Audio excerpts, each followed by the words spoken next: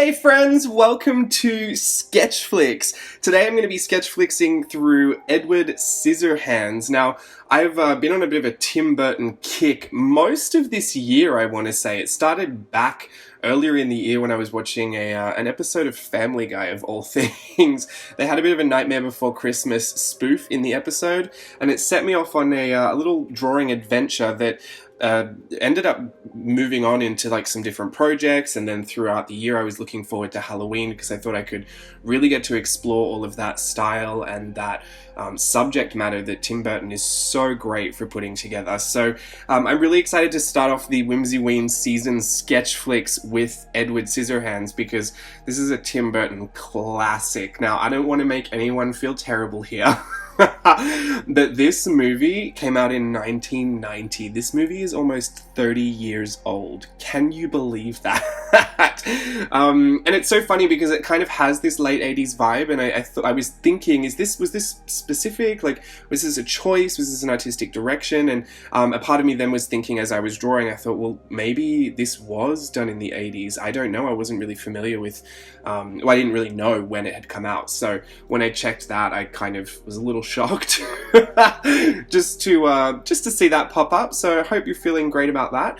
The actual movie itself, I will admit, I don't watch very often, and I haven't seen a ton of times. I'm very familiar with the storyline loosely. I'm very familiar. I'm not very familiar with the storyline is my point, but there are so many great subjects and themes in the movie. It's a little more adult than I remember. I must not have really been paying close attention, but there's just so many fun things to draw from it, and Tim Burton is always such a great source of inspiration. So I'm going to sketch through the movie.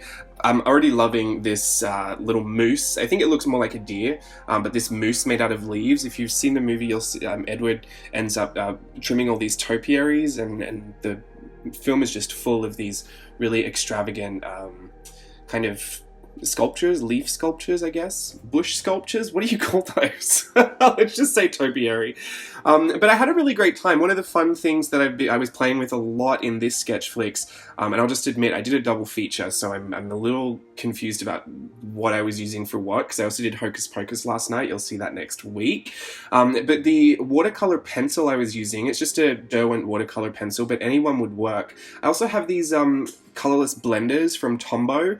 I mean, you could use a Copic one as well, but the Tombow ones I think are cheaper, and I have a couple just that come in sets. I don't ever need a colorless blender. I feel like I rarely use them, if ever. But what they are really great for is that there's a moisture content in there. So if you have these watercolor pencils and you just want some shading, but you don't want to crack out any, paintbrushes or get a jar of water, or if you don't have a water brush handy, these will also activate the pigment in those watercolor pencils, and so you can get some really beautiful shading going on there too. A lot of blacks also pull out different colors, so this specific Derwent watercolor pencil pulled out a really nice cool gray, if a little blue even, and I just thought it was really fun. It's also great if you're using colored pencils. You can kind of blend them together with these colorless blenders. So if you've got some lying around, like I assume most people would, and you don't get a lot of use out of them, possibly try mixing them into your pencil work, because it was something that was really fun to play with. This image I'm drawing right here is my favorite from the whole thing. Go figure, it's one of the most simple, but I just think it really conveyed a lot for being such a simple image. And I'm not going to lie, I was very stressed going into this SKETCHFLIX, although I typically am anyway. If you haven't ever seen a SKETCHFLIX before, there's a bunch up on the channel, but essentially it was my way of watching movies while I work. It was a great way for me to not feel guilty about putting on a movie midday. I actually did this in the nighttime. That's why the film does look a touch grainy, because the artificial light I have isn't super, super bright. So I do apologize for that. I think you'll only pick up on it if you really start to look, but hopefully you can't see. But I get really stressed about SKETCHFLIX because you pop the movie on and you never really quite understand how quickly things go and how some things flash by and never come back until you try to draw them. It's such a challenge in observation and memory and how much you can really take. And not only that, but I typically start out all these sketch flicks as drawing what I'm seeing on the screen, and then, you know, I would even say like 15-20 minutes in, possibly even halfway through, I feel like it took me a lot longer on this one, I'll start to use the ideas, the motifs, the style, the aesthetic, all of the things that I've been seeing visually, and try to put them together in different ways. So it's not essentially like, you're not really, you know, urban sketching a movie. You don't have to, yeah, I mean, you don't have to do anything, but you don't have to literally draw what you're seeing. It doesn't have to be any kind of specific style. It doesn't even have to be the main character per se. I got really carried away drawing Joyce in this because Joyce is one of my favorite characters in the film. She just really speaks to me. I just love Joyce. She's a mess.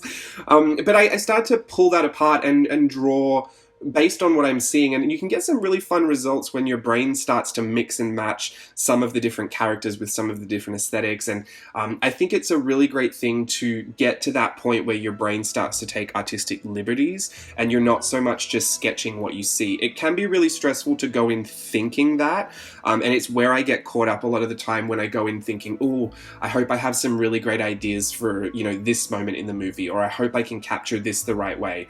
Typically, I will get so overwhelmed trying to think about what it should be, I'll get caught up drawing something else and I'll completely leave it out. Like I really wanted to go heavy in on the topiary, the sculptures, the leaf sculptures in this, but I ended up only drawing one, I think. I think it was that moose or that reindeer, whatever you would like to. I think it was a moose in the movie, but I definitely drew a reindeer. But I loved the look of that, and then I just got super carried away drawing Joyce, and I thought, you know what, just go with it. I've learned one thing from this whole experience, and it's that you should just go with it. Don't feel pressure to you know, sketch out the entire film. Don't feel pressure to capture every single character in there. Capture the ones that speak to you. Just draw the ones that you feel like drawing. I think I approached this problem much worse in the Hocus Pocus sketch flicks that you'll see next week, and it was because I already had so many ideas I thought I might want to try.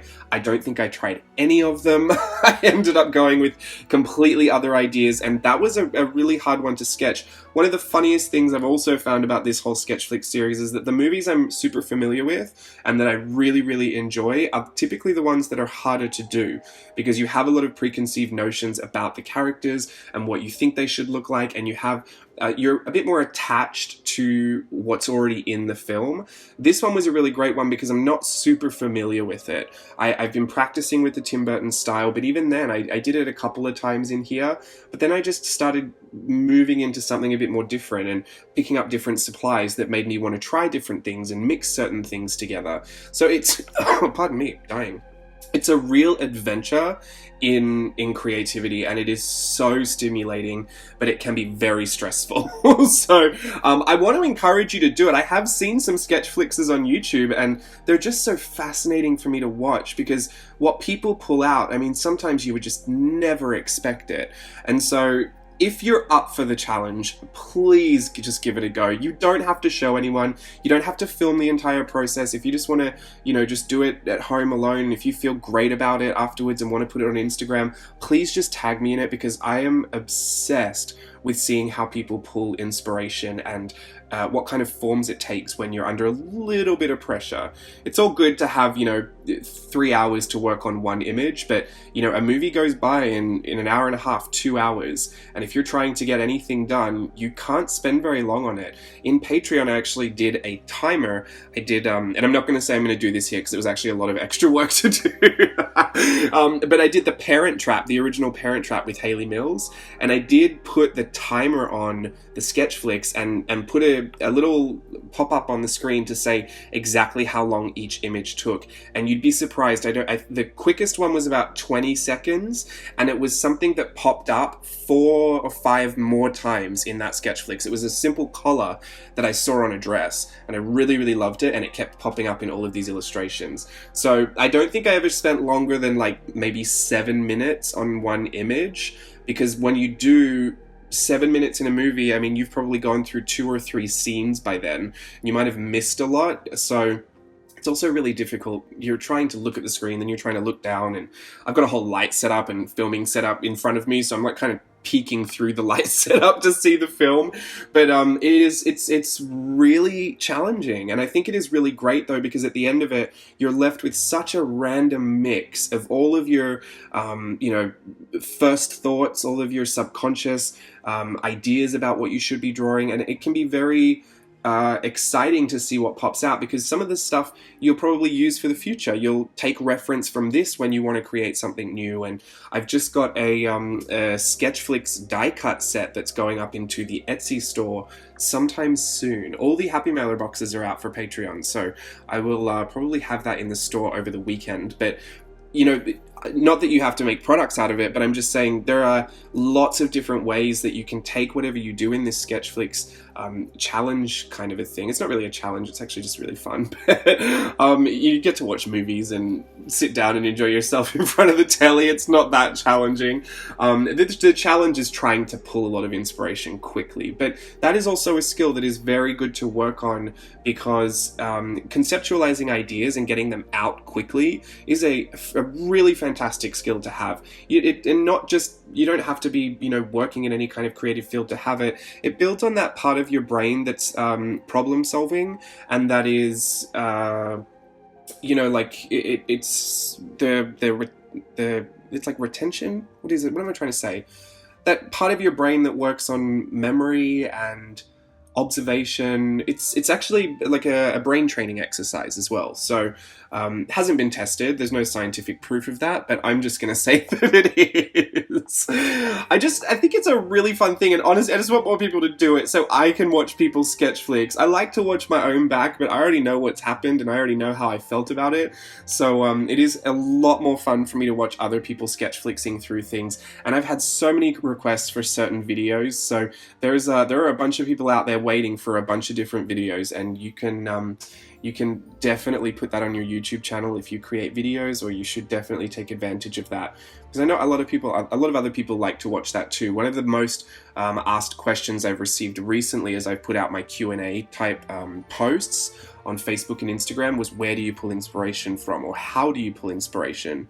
And it's something that I think a lot of people struggle with, because it hasn't really been demystified yet. A lot of people are really nervous to say where they pull inspiration from, because it might be someone specific. I never have a problem saying if I've pulled inspiration from a certain artist or a certain style. Like this, what I'm drawing right now, this kind of contour drawing is this. I was just thinking straight up Tim Burton, and what would I do in this circumstance? So that I have no problem saying stuff like that, but I know that some people might be nervous because it looks like cheating, or maybe it looks like copying. But it is a question I get asked a lot, and to be honest, inspiration comes from anywhere. It's from whatever actually inspires you. And if that's a certain person or a certain object in your house, or a certain movie, a certain character, a certain emotion, or actual story or memory you've experienced, I think you should be proud of saying that that's where you got inspired by. I don't think there's any harm in that. No one ever really got upset at someone for being inspired by them. I mean, stealing their work is a completely different thing. And I think that's what a lot of people who probably wouldn't admit their inspirations maybe wouldn't do it for. But I think it's totally fine to sit there and say, oh, this was inspired by this person, and this is what I did with it. This is how I used my skills to make that happen, or this is how I interpreted that for me, or this was a mix of different inspirations. Because at this point in the world, you've got to kind of accept, I know people don't want to accept it, but you've got to accept that a lot of stuff's already been done. And if you really wanted to dissect a lot of stuff, you can figure out where certain inspirations might have come from, even if they weren't specifically taken from that place. You can always trace something back to somewhere.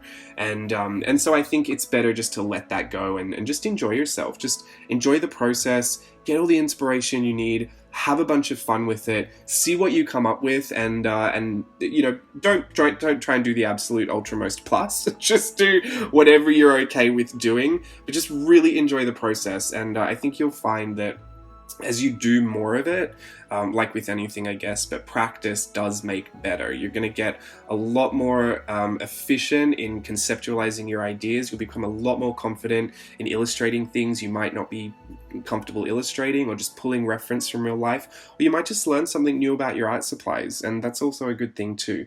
So I'm going to leave you with that. Check out the channel for the Hocus Pocus SKETCHFLIX coming up for Whimsyween next week.